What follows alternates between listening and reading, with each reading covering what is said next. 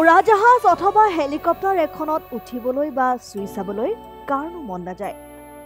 সৰু সৰু ল'ৰা ছোৱালীৰ ক্ষেত্ৰততো ক'বই নালাগে। উৰাজাহাজ অথবা হেলিকপ্টাৰ আকাশী পথেদি গৈ থকা গম পালে দৌৰি দৌৰি ঘৰৰ পৰা বাহিৰলৈ ওলাই ল'ৰা ছোৱালীয়ে ওপৰলৈ চাই কি যে আনন্দ লাভ কৰে। নগাঁৱৰ পুৰণি গুদাম কঢ়ালি গাঁৱৰ নিবাসী অনিল শইকীয়া নামৰ লোকজনে একমাত্ৰ পুত্ৰৰ জন্মদিনৰ বিশেষ দিনটোতে কণ কণ ল'ৰা ছোৱালীসকলৰ বাবে মুকলি কৰিলে এখন প্ৰকাণ্ড প্ৰতীকী উৰাজাহাজ আৰু উৰাজাহাজখনৰ নাম ৰাখিলে শুভলক্ষ্মী। কঢ়ালি গাঁৱৰ ৰাজহুৱা স্থানত অনিল শইকীয়াই তেওঁৰ একমাত্ৰ পুত্ৰ অংশু ৰাজৰ ৪ৰ্থ বাৰ্ষিক জন্মদিনৰ দিনাই নিজা খৰচত নিৰ্মাণ কৰি উলিওৱা প্ৰতীকী উৰাজাহাজখন মুকলি কৰি দিয়াৰ পিছতেই উৰাজাহাজখনত চুই উঠি কণ কণ ল'ৰা ছোৱালী এজাকে আনন্দত আত্মহাৰা হৈ পৰা দেখা গ'ল। ইফালে সেই স্থানতে বিশেষ দিনটো দৰিদ্ৰ লোকৰ সুবিধাৰ্থে বিনামূলীয়াকৈ বিবাহ অনুষ্ঠান সম্পন্ন কৰাৰ বাবে এক বিবাহ ভৱনো মুকলি কৰে।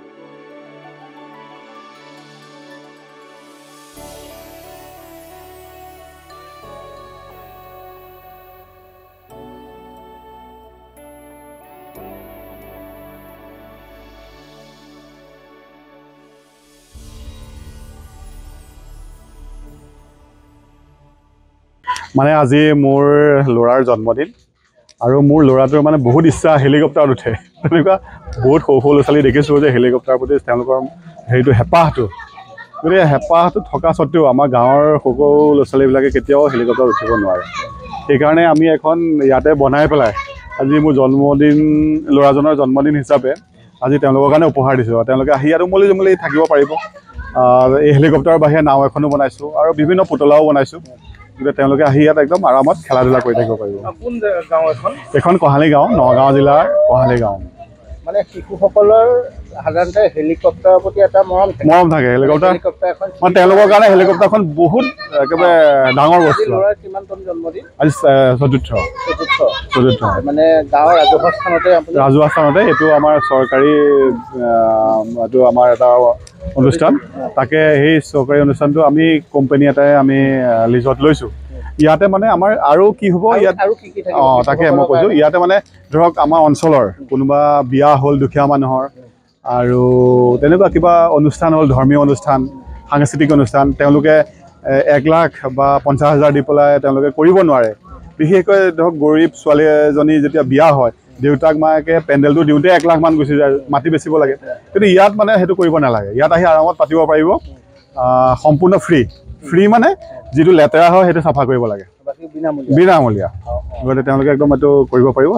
আৰু মানে বিশেষকৈ এটা দেখা গৈছে যে আপুনি মানে শিশুসকলৰ কাৰণে আৰু খেলা ধূলা কিবা ব্যৱস্থা হয়, আৰু খেলা ধূলা বস্তু আছে। আমাৰ ইয়াত জেগা কম কাৰণে আজি বিশেষকৈ মানে মানুহ সৰহ হ'ব যে সেইকাৰণে মানে আমি ইয়াত স্থাপিত কৰিব পৰা নাই। এনেই আমি আনিছোঁ স্প্ৰিং আনিছোঁ, তেওঁলোকে জাম্পিং কৰিব পাৰিব। হেলিকপ্টাৰখনৰ নাম কি দিলে? শুভলক্ষ্মী। হয়। আৰু ল'ৰা ছোৱালী ইয়াত উঠিছেনে আজি? আজি বহুত মানে বনোৱাৰ পৰা ইয়াত ল'ৰা ছোৱালীটো আহি আছে। মাক বাপেক ইমান ফূৰ্তি, মানে খুব ভাল পাইছে মাক বাপেকে। মানে ল'ৰা ছোৱালীখিনিক অন্ততঃ গাঁৱতে বিনা খৰচত আনি পেলাই প্ৰতীকী হেলিকপ্টাৰ এখনত তেওঁলোকক উঠাব পাৰিছে। আৰু মোৰ মনটো ভাল লাগে। ময়ো দুখীয়া মানুহৰ ঘৰৰ ল'ৰা, গতিকে মোৰ ল'ৰাটো যেতিয়া হেলিকপ্টাৰ এখনত উঠিবলৈ মন কৰে, তেতিয়াতো একে ইমান সৰু কথা নহয় যে হেলিকপ্টাৰখন তাক লৈ যাম। টিকেটটো কাটিব পাৰিম, মই ইমানখিনি মোৰ ক্ষমতা আছে, কিন্তু হেলিকপ্টাৰ এখনত তাক এনেই ঘূৰাই ফুৰা আননেচেচাৰী এটা খৰচ। গতিকে মোতকৈও গৰীব মানুহ আছে যাৰ হেলিকপ্টাৰত উঠিবলৈ সন্তানসকলৰ চখ আছে, বা বহুত ডাঙৰ মানুহো আছে। তুমি বিশ্বাস কৰিবা, বহুত ডাঙৰ মানুহে ইয়াত উঠি পেলাই ফূৰ্তি কৰি উঠি গৈছে। গতিকে সি যে ফূৰ্তি কৰে, সি ভাল লাগিছে বুলি যে কয়, সেইটোৱে মোৰ কাৰণে আশীৰ্বাদ। কেনেকুৱা লাগিছে হেলিকপ্টাৰত? ভাল লাগিছে। এই গাঁৱত হেলিকপ্টাৰ পাইছা ন? আগতে উঠিছিলা নে? নাই উঠা। ভাল লাগিছে।